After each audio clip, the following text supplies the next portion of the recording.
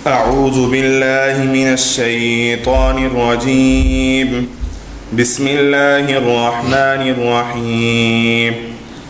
إليه مرجعكم جميعا وعد الله حقا إنه يبدأ الخلق ثم يعيده ليجزي الذين آمنوا وعملوا الصالحات بالقسط والذين كفروا لهم شراب من حميم وعذاب أليم بما كانوا يكفرون. صدق الله العظيم. اعوذ باللہ من الشیطان الرجیم. بسم اللہ الرحمن الرحیم. اور اسی کی طرف تم سب کو لوٹنا ہے، یہ اللہ تعالیٰ کا سچا وعدہ ہے. یقیناً ساری مخلوق کو شروع میں وہی پیدا کرتا ہے اور دوبارہ بھی وہی پیدا کرے گا، تاکہ جو لوگ ایمان لائے ہیں اور جنہوں نے نیک عمل کیے ہیں ان کو انصاف کے ساتھ اس کا صلہ دے، اور جنہوں نے کفر اپنا لیا ہے ان کے لیے کھولتے ہوئے پانی کا مشروب ہے اور دکھ دینے والا عذاب ہے، کیونکہ وہ حق کا انکار کیا کرتے تھے. یہ سورۃ یونس کی آیت نمبر 4 ہے. کل ہم نے پڑھا تھا جس میں توحید اور رسالت کا اس بات تھا، اور اس میں اللہ رب العزت کی صفات کا ذکر اور شفاعت کے بارے میں بات تھی. آج کی آیت میں پیدائش کا مقصد اور پیدائش کے بعد دوبارہ اٹھنا، موت کا اٹھنا، موت کے بعد دوبارہ زندگی میں اٹھنا، قبر کے معاملات، آخرت کے معاملات، ان سب کا اللہ رب العزت نے ذکر فرمایا ہے. بنیادی بات یہاں پر اسے کہتے ہیں معاد، یعنی دوبارہ لوٹ کر زندہ ہونا، جسے ہم آخرت کی زندگی کہتے ہیں. یہ اس کی طرف اشارے کیے جا رہے ہیں. آخرت کی زندگی مسلمانوں کی بنیادی عقائد میں ایک بنیادی عقیدہ ہے. جیسے ہم ایمان مفصل میں پڑھتے ہیں نا، والبعث بعد الموت. کیا مطلب؟ یعنی کہ موت کے بعد دوبارہ اٹھنا. اب موت کے بعد دوبارہ اٹھنا یہ وہ بنیادی عقیدہ ہے جس کی تحت ظالم ظلم سے رکا ہوا ہے، جابر اپنے جبر سے رکا ہوا ہے. کیونکہ اگر آخرت نہ ہو، حساب کتاب نہ ہو، میزان نہ ہو اور پوچھ گچھ نہ ہو تو پھر ظالم ظلم کرتا پھرے اور مظلوم ساری زندگی روتا پھرے. آخرت کا عقیدہ، موت کا عقیدہ، قیامت کا عقیدہ، قیامت میں زندگی اور حساب کتاب کا عقیدہ ایسا ہے جو مظلوم کو اس کے ظلم کے باوجود بھی حوصلہ دیتا ہے کہ ایک دن آئے گا، ان سب کا حساب ہوگا. تو یہ انصاف کا تقاضا تھا، تو اس لیے موت کے بعد زندگی کی بات کی. فرمایا الیہ مرجعکم جمیعا، تم سب نے جانا ہے. یعنی یوں نہیں ہے کہ کوئی پیسے خرچ کر کے آخرت کی عدالت سے اپنی جان چھڑا لے، اپنی وجاہت، اپنا جو ہے نا کہ اثر رسوخ استعمال کر کے وہاں کی پیشی سے بچ جائے. یوں نہیں ہے. جمیعا، سب کے سب نے آخرت میں اللہ رب العزت کے یہاں جانا ہے. اور وعد اللہ حق کا، یہ اللہ رب العزت کا وہ وعدہ ہے جو سچا ہے اور ہو کر رہنا ہے. اب اللہ رب العزت نے موت کے بعد دوبارہ زندگی دینی ہے. یہ عقیدہ جب قرآن دے رہا تھا تو مکہ کے لوگوں کے دماغ میں یہ بات آتی نہیں تھی، کیونکہ وہ ایمان بالغیب والے تھے نہیں.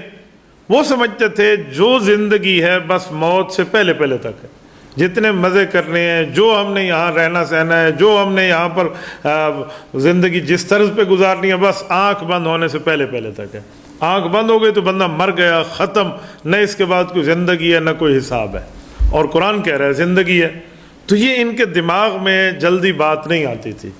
سورۃ نازعات پارہ نمبر 30 کی دوسری صورت ہے، اس کے پہلے رکوع میں ہے ابو جہل اور اس کے ساتھ دوسرے کافر موت کے بعد کی زندگی پر مذاق کرتے ہوئے مردوں کی ہڈیاں اٹھا کر لے آتے اور یوں زمین اور پتھر پہ رکھ کے کھٹکھٹاتے اور کہتے اذا کنا عظاما نخرا، جب یہ کھوکھلی ہڈیاں ہم ہو جائیں گی اس وقت ہم زندہ ہوں گے. اور اس پر ٹھٹھا مذاق کرتے، استہزاء کرتے، ہنسی کی باتیں ہوتی، بغلیں بجائی جاتی، تالیاں بجائی جاتی کہ دیکھو یہ کیسی باتیں کر رہے ہیں. اب یہ نظریہ جب رسول اللہ صلی اللہ علیہ وسلم نے پیش فرمایا تو اس نظریے پر رب العزت نے مختلف مثالوں کے ساتھ دلائل پیش کیے کہ اللہ رب العزت موت کے بعد دوبارہ زندہ رکھ سکتا ہے، اور دوبارہ زندہ اللہ رب العزت چاہے تو وہ کیسے کرے گا. اس کی 5 مثالیں امام فخر الدین رازی رحمۃ اللہ علیہ کی، یہ تفسیر کبیر میں آپ کے سامنے امام فخر الدین کی رکھتا ہوں، وہ فرماتے ہیں قرآن کریم میں 5 طرح کی مثالیں رب کریم نے دی ہیں، اور 5 طرح کی مثالوں میں لوگوں کو ان کی عقل کے مطابق سمجھایا۔ ایک تو ہے نا اللہ فرما دے میں نے زندہ کرنا ہے تو بات ختم، لیکن اللہ نے مثال سے سمجھایا تاکہ جو ضدی نہیں ہے نا وہ مان جائے۔ ضدی کو 100 دلیلیں بھی دو تو وہ نہیں مانتا۔ تو رب کریم نے قرآن کریم میں جو پہلی مثال دی ہے وہ یہ دی ہے کہ اللہ رب العزت موت کے بعد زندگی پہ قادر ہے۔ جیسے زمین پیدا ہوتی ہے تو بالکل گیلی ہے جب پیدا ہوئی تھی، پھر یہ زمین مردہ ہو گئی، یعنی اس سے کچھ پیدا نہیں ہوتا، تو اللہ رب العزت نے آسمان سے بارش برسائی اور بارش کے بار بار برسنے سے زمین تر و تازہ ہوئی، زندہ ہوئی، اس سے سبزیاں اور اناج اگنے لگے۔ تو اللہ رب العزت مردہ زمین کو دوبارہ زندہ کر سکتا ہے تو مردہ انسان کو زندہ کیوں نہیں کر سکتا؟ یہ پہلی مثال قرآن کریم کی۔ ایک موقع پر دوسری مثال یوں ارشاد فرمائی کہ دیکھو انسان جو ہے یہ ایک سمیع اور بصیر کی حیثیت سے پیدا ہوتا ہے۔ سمیع کا معنی سنتا ہے، بصیر کا معنی دیکھتا ہے۔ زندہ جیتا جاگتا بندہ ماں کے پیٹ سے پیدا ہوتا ہے، حالانکہ پیدائش سے پہلے تو یہ ایک ناپاک قطرہ ہے۔ یہ اب پانی کی ایک بوند سے اللہ رب العزت جو بظاہر آپ کو پانی ایک مردہ شکل میں نظر آ رہا ہے، اس کی کوئی زندگی نہیں ہے، اس پانی کی ٹانگیں نہیں ہیں، ہاتھ نہیں ہیں، پاؤں نہیں ہیں، ناک نہیں ہے، زبان نہیں ہے، اس پانی کے اندر اللہ تصویر بنا کر بندے کو زندگی میں زندہ کر کے سمیع اور بصیر بنا سکتا ہے۔ تو ایک مردہ پانی سے زندگی رب پیدا کر سکتا ہے، تو تمہیں موت کے بعد بھی اللہ زندہ کرے گا۔ یہ دوسری مثال۔ تیسری مثال قرآن کریم نے فرمایا کہ جو انسان کو پہلی مرتبہ رب پیدا کرے اور بغیر نقشے کے پیدا کرے، بغیر نمونے کے پیدا کرے، اللہ رب العزت کے سامنے کوئی نمونہ نہیں ہے کہ اس کو اس طرح میں پیدا کروں، تو اللہ نے جو مخلوق کو پیدا کیا بغیر نمونے کے پیدا کیا۔ اللہ رب العزت کے سامنے کوئی نمونہ یا کوئی نقشہ نہیں تھا، تو اللہ اگر بغیر نقشے کے تمہیں اتنا بڑا وجود دے سکتا ہے تو اب تو ایک نقشہ تو موجود ہے، اس کو دوبارہ زندہ کرنا کون سا مشکل ہے؟ یہ انسانی ذہن کے مطابق جواب ہے، ورنہ اللہ اس انسانی نقشے کا پابند نہیں ہے کہ اس انسانی نقشے کی بنیاد پر دوبارہ زندگی دے۔ یہ تیسری مثال۔ چوتھی مثال رب کریم نے دی ہے کہ جو خدا زمین اور آسمان کو پیدا کر سکتا ہے۔ میں نے کل اس پر تفصیل آپ کی خدمت میں عرض کی کہ زمین اور آسمان کی پیدائش میں اتنا عرصہ اور فلاں یہ سب چیزیں، فرمایا جو زمین اور آسمان کو میں نے پیدا کیا۔ اب دنیا میں کوئی چیز، انسان کسی چیز کو وجود میں لاتا ہے نا، تو پہلے کوئی نہ کوئی مادہ ہوتا ہے، اس کو لے کر ہم آتے ہیں۔ مثال ہے، اگر یہ عمارت بنائی گئی ہے تو اس میں سیمنٹ استعمال ہوئی ہے، اس میں پانی استعمال ہوا ہے، اس میں اینٹیں استعمال ہوئی ہیں، اور اس کے بعد جا کر اس کا ایک نقشہ بنا ہے، تو کسی اور مادے سے دوسرے مادے میں اس کو وجود میں لائے ہیں۔ تو کہا جو میں نے زمین آسمان کو پیدا کیا اس میں تو میرے پاس کوئی مادہ نہیں ہے بظاہر کہ فلاں چیز سے آسمان بنا دو، فلاں چیز سے زمین بنا دو، وہ چیزیں تو تھی نہیں۔ اللہ نے امر کن سے بغیر کسی مادے کے زمین آسمان کو پیدا کر دیا اور پوری کائنات کو پیدا کر دیا۔ تو اللہ رب العزت تمہیں 7 فٹ کے بندے کو پیدا کرنے میں دوبارہ کون سا مشکل ہے؟ تو اللہ زندگی دے سکتے ہیں۔ پانچویں اور آخری مثال قرآن کریم نے نیند اور موت کو سمجھانے کے لیے، قریب الاذہان کرنے کے لیے مثال دی ہے، جس کو عام زبان میں کہتے ہیں کہ نیند کو سمجھنا، موت کو سمجھنا ہو تو نیند کو سمجھو، اگر نیند سمجھ آ گئی تو موت کا مسئلہ سمجھ آ جائے گا۔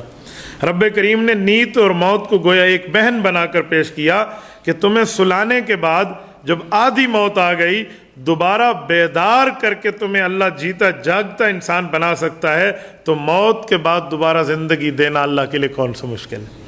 یعنی جیسے بندے کو نیند آ جاتی ہے، اب نیند جو ہے، نیند یہ چھوٹی بہن ہے موت کی۔ علماء فرماتے ہیں اگر آپ نیند سمجھ جائیں تو موت سمجھ آ جائے گی۔ مثلا جب ہم سوتے ہیں تو جو ہم دعا پڑھتے ہیں اس دعا میں یہ لفظ نہیں ہے کہ اللہ میں تیرے نام پہ سو رہا ہوں، دعا میں اللہ تیرے نام پہ مر رہا ہوں، اللہم بسمک اموت، مر رہا ہوں، واحیا، دوبارہ زندہ ہوں گا۔ حالانکہ لفظ تو یوں ہونے چاہیے جو بظاہر ہماری عقل میں ہے کہ اللہ تیرے نام پہ سو رہا ہوں پھر زندہ ہوں گا، لیکن اللہ نے اس کو موت سے تعبیر کیا کہ یہ بھی چھوٹی موت ہے۔ اچھا جب ہم اٹھتے ہیں تو دعا ہے الحمدللہ الذی احیانا بعد ما اماتنا، اے اللہ تیرا شکر، تیری حمد و ثنا، تو نے ہمیں زندہ کیا موت کے بعد۔ حالانکہ لفظ یوں ہوتے کہ ایقظنا بعد نومنا، اللہ تو نے ہمیں جگایا ہماری نیند کے بعد، یہ لفظ نہیں ہے، لفظ احیانا بعد ما اماتنا، موت کے بعد زندہ کیا۔ تو یہ نیند کی مثال اللہ رب العزت نے ہمیں سمجھائی ہے کہ جو نیند میں آپ چلے جاتے ہیں، تو نیند میں تو یاد رکھیں یہ غالباً سورۃ زمر کی آیت نمبر 42 ہے، اللہ یتوفی الانفس حین موتها واللتی لم تمت فی منامها فیمسک التی قضى علیہا الموت فیرسل الاخری الی اجل مسمی۔ رب کریم فرماتے ہیں کہ یہ جو بندہ سوتا ہے یا بندہ فوت ہوتا ہے، ان دونوں کی روحیں میں نکال لیتا ہوں، سونے والے کی بھی روح قبض کر لیتا ہوں، مرنے والے کی بھی قبض کر لیتا ہوں۔ مرنے والے کی اپنے پاس روک لیتے ہیں ایک وقت مقررہ تک، اور جاگنے والے آدمی کی روح کو جو اس نے دوبارہ زندہ ہو کر دنیا میں آنا ہے تو اس کو واپس بھیج دیتے ہیں۔ یعنی نیند کے وقت روح انسان کے جسم میں نہیں ہوتی، یہ قرآن کریم کا فیصلہ ہے۔ اب روح تو نہیں ہے تو یہ جو ہمارا نظام ہضم چلتا ہے، یا دل دھڑک رہا ہوتا ہے، یا نبضیں چل رہی ہوتی ہیں، یا سانس آ اور جا رہا ہوتا ہے، یا نیند میں انسان کا کھانا ہضم ہو رہا ہوتا ہے، تو وہ کس چیز سے ہے؟ وہ روح کے تعلق سے۔ اب دیکھیں یہ آدھی موت تو ہے لیکن روح کا تعلق ہے، ایسا تعلق ہے ہمیں نظر آتا ہے، دیکھو سانس لے رہا ہے، دل دھڑک رہا ہے، نبضیں چل رہی ہیں، کروٹیں بدل رہا ہے، تو یہ تعلق کی وجہ سے۔ ایسے موت کے بعد روح کے جسم کے ساتھ تعلق رہے گا لیکن وہ تعلق نظر نہیں آئے گا، کیونکہ وہ برزخ کی زندگی ہے، وہ پردے کی زندگی ہے۔ دنیا میں تعلق دکھتا ہے، موت کے بعد کی زندگی برزخ کی ہے، جس کو سورۃ مؤمنون کی آیت نمبر 100 میں اللہ رب العزت فرماتے ہیں وَمِن وَرَائِهِمْ بَرْزَخٌ إِلَى يَوْمِ يُبْعَثُونَ۔ فرمایا جو بندہ فوت ہو جاتا ہے اس کے اور دنیا والوں کے درمیان میں ایک پردہ قائم کر دیتا ہوں۔ کب تک؟ قیامت تک ایک پردہ ہے، پردے کی چیز نظر نہیں آتی۔ جیسے ہمارے کندھوں پہ فرشتے ہیں تو ہمارے اور ان کے درمیان پردہ ہے، اگرچہ وہ ہماری سب کچھ سن رہے ہیں، لکھ رہے ہیں، دیکھ رہے ہیں، نہ ہم انہیں دیکھ سکتے ہیں، نہ سن سکتے ہیں، اور نہ بیٹھا ہوا محسوس کر سکتے ہیں۔ ہمیں اتنا بھی، ہم اوپر ہاتھ رکھیں بھی اب فرشتہ چھپ گیا ہوگا، ہم کوئی گناہ کر لیں، ان کا پین پینسل خراب ہو گئے، وہ کچھ بھی نہیں ہے، کیوں؟ وہ ایک پردہ ہے۔ تو جو نیند میں یہ حالات ہیں، آدھی موت کے بعد رب جگا دیتا ہے، تو رب الکریم نے فرمایا جب پوری موت ہوگی تو بھی جگانا میرا کام ہے، اس لیے پریشان ہونے کی ضرورت نہیں ہے۔ یہ مسئلہ فرمایا۔ اب اس کو اس لفظ میں فرمایا اِنَّهُ يَبْدَأُ الْخَلْقَ ثُمَّ يُعِيدُهُ۔ رب کریم نے تمہیں شروع میں پیدا کیا بغیر نقشے کے، تو دوبارہ بھی زندہ کر سکتا ہے۔ یہ موت کے بعد کا زندگی کا نظریہ ہے جس کو قرآن کریم نے قائم کیا۔ اچھا، پھر اس کی وجہ بتائی کہ موت کے بعد اٹھنے کا، موت کے بعد حساب اور کتاب کا، جو قبر سے لے کر میدان محشر تک، اور میدان محشر سے لے کر حساب اور کتاب تک، اور حساب کتاب کے بعد جنت اور دوزخ میں کسی ایک مقام پر، یہ جو سلسلے ہیں یہ کیوں ہیں؟ رب کریم اس کی وجہ دیتے ہیں، فرمایا لِيَجْزِيَ الَّذِينَ آمَنُوا وَعَمِلُوا الصَّالِحَاتِ بِالْقِسْطِ، تاکہ جو ایمان لائے ہیں اور نیک اعمال کیے ہیں، انہوں نے مشقت کی ہے، تکلیف برداشت کی ہے، سردی گرمی میں انہوں نے عبادات میں کوئی کمی نہیں لائی، تو انصاف تو یہی ہے کہ ان کو بدلہ دیا جائے۔ تو اس لیے موت کے بعد کا زندگی کا نظریہ ہے۔ اور والذین کفروا، اور جو منکر رہے ہیں، جنہوں نے اللہ رب العزت کے حق کھائے ہیں، لوگوں کے حق کھائے ہیں، ظلم کیا ہے، کفر اختیار کیا ہے، یہ ان کو بھی تو بدلہ دینا ہے۔ اور وہ بدلہ کیا ہوگا؟ لہم شراب من حمیم و عذاب علیم، پانی پئیں گے تو کھولتا ہوا پانی ہوگا جو ان کے اندر جائے گا، حدیث میں آنتیں جل کے باہر نکل آئیں گی، اور عذاب علیم، اور ایسا عذاب ہوگا جسے اللہ فرماتے ہیں کہ میں تمہیں بتا رہا ہوں وہ دردناک ہوگا۔ اب اندازہ لگائیں، ایک فیلڈ کا ماہر ڈاکٹر اگر کہہ دے کہ یہ تکلیف بہت زیادہ ہوگی تو ہم تو اس پہ ایمان لے آتے ہیں۔ جب رب فرماتے ہیں کہ وہ عذاب بہت دردناک اور دکھی ہوگا تو اس پہ بھی ہمیں ویسے ایمان رکھنا چاہیے کہ رب کریم ایک بات کو جان رہے ہیں اور وہی فرما رہے ہیں۔ تو فرمایا موت کے بعد کا عقیدہ اس لیے ہے تاکہ نیک کو اچھا بدلہ ملے اور برے کو اس کی برائی کا بدلہ ملے، یہ اس بنیاد پہ عقیدہ ہے۔ اسی لیے موت کے بعد کے حالات کا بندے کو قائل ہونا ہے۔ اب جو موت کے بعد کے حالات ہیں نا، ویسے تو بدلے دو طرح کے ہیں، جنت نیکوں کے لیے اور جہنم بروں کے لیے۔ کچھ وقت کے لیے 3 درجے قائم ہوں گے، پھر تیسرے درجے کو ختم کر دیا جائے گا، پھر 2 باقی رہیں گے۔ وہ تیسرا درجہ کون سا ہے؟ وہ ہے مقام اعراف۔ یہ سورت نمبر 7 سورت اعراف کی آیت نمبر 44 سے آیت نمبر 52 تک، ان آیات میں رب کریم نے، یہ تقریباً 8 آیات بنتی ہیں، اعراف کو ذکر کیا ہے۔ اعراف کیا ہے؟ ایک بندے کی نیکیاں بالکل زیادہ ہیں اور گناہ کم ہیں، یہ اللہ کی رحمت سے جنت جائے گا۔ اور ایک بندے کے گناہ بڑھ گئے ہیں اور نیکیاں تو کچھ بھی نہیں ہیں، یا ہیں تو بہت کم ہیں، اس کے لیے فیصلہ جہنم کا، اللہ محفوظ رکھے۔ لیکن کوئی ایسے بندے بھی تو اللہ کے دربار میں آئیں گے جتنی نیکیاں اتنے گناہ، یعنی ان کے تول میں، وزن میں، چھان پھٹک میں بالکل برابر ہو جائیں گی، نیکیاں اور گناہ ایسے برابر ہو جائیں گے۔ اگر نیکیوں کے ایک نیکی بھی بڑی ہوتی تو جنتی قرار پاتا، ایک گناہ بڑا ہوا ہوتا تو جہنمی قرار پاتا، لیکن اب یہ دونوں برابر ہو گئے، تو ان کو وقتی طور پہ مقام اعراف میں رکھا جائے گا۔ اعراف ایک میدان اور ایک پارک اور ایک جگہ کا نام ہے جو جنت اور دوزخ کے درمیان میں ہے، یعنی گویا یہ آدھی جنت ہے اور آدھی جہنم ہے۔ آدھی جنت کا معنی ادھر دیکھیں گے جنت کو تو انہیں جنت کی ہوائیں محسوس ہوں گی، اور جہنم کی انہیں تکلیف نظر آ رہی ہوگی۔ اس کو سمجھانے کے لیے میں مثال دیتا ہوں کہ اعراف وہ جگہ ہے جہاں ایک طرف سے تھپڑ لگے گا، دوسری طرف سے ٹافی ملے گی، تو وہاں خوشی بھی ہے اور وہاں غم بھی ہے، تو یہ اعراف ہے۔ لیکن یہ ایک وقت تک رہے گا جب تک ان کا حساب کتاب میں کوئی ایک فیصلہ نہیں ہو جاتا۔ پھر رب کریم ان کے اخلاص کو دیکھیں گے کہ اگر ان کی نیکی اور جو ہے نا گناہ برابر ہوئے ہیں تو کیا اخلاص کتنا تھا۔ اب جس کا جتنا اخلاص ہوگا اسی حساب سے اس کو جنت کے درجات دے دیے جائیں گے۔ لیکن علماء نے یہ بھی لکھا ہے کہ جو اعرافی بن گیا نا وہ جنت میں ضرور جائے گا، وہ پیچھے نہیں آتا، کیونکہ اگر اس کے جہنم کا فیصلہ کرنا ہوتا تو اس کو پہلے جہنم میں ڈال دیا جاتا۔ تو اس کو اعراف میں، اس کو ویٹنگ ہال میں بٹھانے کا مطلب یہ ہے کہ ایک وقت کے بعد اس کو فلائٹ دے دی جائے گی، لیکن کچھ وقت تک اس کو اعراف میں رکھا جائے گا۔ یہ تیسرا مقام ہے، ورنہ دو مستقل مقام ہے، یا دوزخ ہے اور یا جو ہے نا کیا کہتے ہیں جنت ہے۔ تو فرمایا میں نے ان کو بدلہ دینا ہے جو ایمان لائے ہیں اور جو نیک اعمال کیے ہیں۔ قرآن نے ہمیشہ عمل کی بات نہیں کی، نیک عمل کی بات کی ہے، عمل الصالحات۔ اب نیک عمل کون سا عمل ہوتا ہے؟ تو اس کا آسان ترجمہ یہ ہے کہ آمنو سے مراد عقیدہ صحیح ہونا، اور عمل الصالحات نیک عمل سے مراد عمل مسنون ہونا، یعنی وہ عمل جو رسول اللہ صلی اللہ علیہ وسلم کے طریقے پہ ہو۔ اگر حضور علیہ السلام کے طریقے پہ ہے تو وہ عمل صالح ہے، اور اگر حضور علیہ السلام کے طریقے سے ہٹ کر ہے تو وہ عمل صالح نہیں ہے، وہ غلط اعمال ہے۔ اور فرمایا کہ جو آدمی گناہ کرے گا، غلطی کرے گا، کفر اختیار کرے گا، اس کے لیے شراب من حمیم، کھولتا ہوا پانی ہے۔ اب حمیم کے کئی معنی ہوتے ہیں۔ حمیم اصل میں تو ابلتے پانی کو کہتے ہیں، لیکن دو بندوں میں دوستی گہری ہو نا تو وہ دوست کو بھی حمیم کہتے ہیں عربی میں۔ کیوں؟ ایک بندے کا دل دوسرے کے لیے اسی طرح کھول رہا ہوتا ہے کہ اگر یہ کوئی اس کے اوپر کوئی اٹیک ہوگا تو میں اس کا ساتھی بنوں گا، اور یہ اچھا ہوگا تو میں اس کا تعاون، یعنی ایک دوسرے کے لیے ان کے دل میں محبت کھول رہی ہوتی ہے۔ دوست کو بھی عربی میں حمیم کہتے ہیں، لیکن ویسے حمیم کا معنی ابلتا پانی ہے۔ تو فرمائے ان کے لیے ابلتا پانی ہوگا، یہ جہنمیوں کے لیے اللہ محفوظ فرمائے۔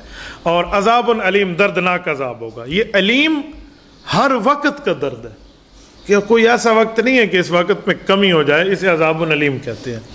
کیوں ہوگا؟ فرمایا یہ اللہ رب العزت کی طرف سے کوئی ناانصافی نہیں ہے، بما کانوا یکفرون۔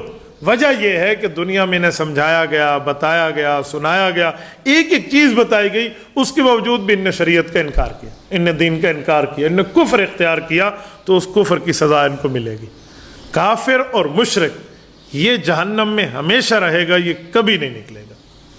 جہنم کافر اور مشرک کے لیے ہمیشہ ہمیشہ کی جگہ ہے، اور جو مؤمن جہنم جائیں گے ان کا عذاب وہ نہیں ہوگا جو کافر کا۔